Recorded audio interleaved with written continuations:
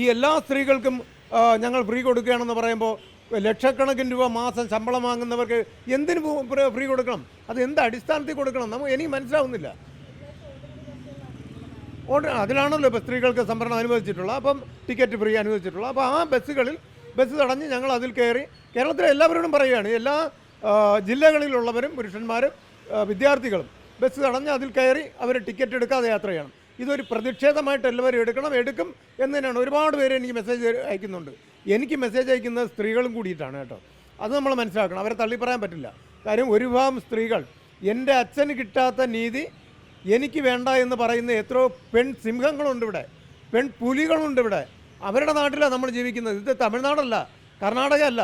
അവിടെയൊക്കെ എന്ന് പറഞ്ഞാൽ എന്താ, രാഹുൽ ഗാന്ധിക്ക് ഒരു അബദ്ധം പറ്റിപ്പോയതെന്നാണ് ഞാൻ മനസ്സിലാക്കുന്നത്. അദ്ദേഹം ഒരു അറിവ് കേരളത്തിലെ സ്ത്രീകൾ എന്താണെന്ന് മനസ്സിലാക്കാതെയാണ് ആ ഒരു നടപടിയിലോട്ട് പോയത്. കാര്യം ഓട്ടോമാറ്റിക്കായിട്ട് ഇപ്രാവശ്യം കോൺഗ്രസ് ഭരണത്തിൽ വരും. ആ സ്വാഭാവികം എല്ലാവർക്കും അറിയാമായിരുന്നു. അപ്പോൾ അറിയാമെന്നിരിക്കെ ഇങ്ങനെ ഒരു പ്രസ്താവനയുടെ ആവശ്യമില്ല. ഇവിടെ സ്ത്രീകൾക്ക് ബസ് ടിക്കറ്റ് ഞങ്ങൾ ഫ്രീ ആയിട്ട് കൊടുക്കുകയാണ്. അപ്പോൾ ഇതിൽ കണ്ട് സ്ത്രീകൾ വോട്ട് ചെയ്യുമെന്നാണോ വിചാരിക്കുന്നത്? ഒരിക്കലുമല്ല. ഒരു സ്ത്രീയും ഇതിൽ കണ്ട് വോട്ട് ചെയ്തുവെന്ന് ഞാൻ വിശ്വസിക്കില്ല. കേരളത്തിലെ സ്ത്രീകൾക്ക് നല്ല വിദ്യാഭ്യാസമുണ്ട്. അവരൊരു ജോലി എന്തെങ്കിലുമൊക്കെ പണിയെടുത്ത് ജീവിക്കുന്നവരാണ് ബഹുഭൂരിപക്ഷം പേരും. അങ്ങനെയുള്ളവരൊന്നും ഈ ഒരു 10-20 രൂപയുടെ ടിക്കറ്റ് എടുക്കാൻ വിമുഖത കാണിക്കുന്നവരല്ല. അപ്പോൾ അതുകൊണ്ടാണല്ലോ ഒരുപാട് സ്ത്രീകൾ എന്നെ വിളിക്കുന്നത്. പുരുഷന്മാരെക്കാളും സ്ത്രീകൾ മെസ്സേജ് അയക്കുകയും വിളിക്കുകയും ചെയ്യുകയാണ്, ചേട്ടാ ഇതിൽ ധൈര്യമായിട്ട് മുന്നോട്ട് പോകണം, നിങ്ങൾ ചെയ്യുന്നതാണ് ശരി എന്നുള്ളത്. അപ്പോൾ അവർക്ക് ഫ്രീ വേണ്ട, അതാണ് അവരുദ്ദേശിക്കുന്നത്. പിന്നെ എവിടെ ചെന്നാലും ഈ സാമ്പത്തികമുള്ളവർ എവിടെ ചെന്നാലും അവർക്ക് തികയില്ല.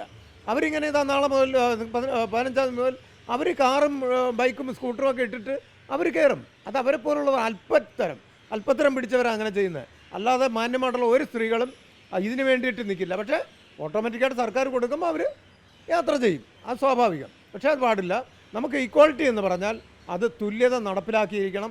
അതിനാണ് ഒരു മാന്യത ഉള്ളത് എന്നുള്ളതാണ്. അപ്പം ഞങ്ങൾ ബസ് തടയും, ഞങ്ങളതിൽ ഫ്രീ ആയിട്ട് യാത്ര ചെയ്യും. ഞങ്ങളൊരു ടീം തന്നെയുണ്ട്. അതിൽ സ്ത്രീകൾക്കും പങ്കെടുക്കാം. സ്ത്രീകൾക്ക് പ്രായമായ സ്ത്രീകൾക്ക് കൊടുത്തോട്ടെ, വിദ്യാർത്ഥികളായിട്ടുള്ള സ്ത്രീകൾക്ക് എല്ലാവർക്കും ഫ്രീ കൊടുത്തോട്ടെ. അതിനൊന്നും നമുക്ക് വിഷയമില്ല.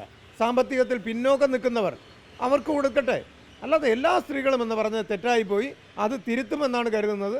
പുരുഷന്മാർക്കും നമ്മൾ ഈ ആൺകുട്ടികൾ വിദ്യാർത്ഥികളായിട്ടുള്ള എല്ലാ ആൺകുട്ടികൾ അവരെ ആക്രി കൊടുത്തൊന്നും വാങ്ങിയതല്ലല്ലോ, ഒരു അമ്മ പ്രസവിച്ചതല്ലേ, പുരുഷന്മാരെ അമ്മ പ്രസവിച്ചതാണല്ലോ.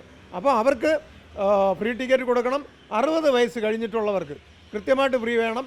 ബസ്സിൽ പുരുഷന്മാർക്ക് സീറ്റ് സംവരണം കൃത്യമായിട്ട് നടപ്പിലാക്കിയിരിക്കണം എന്നുള്ളതാണ് ഞാൻ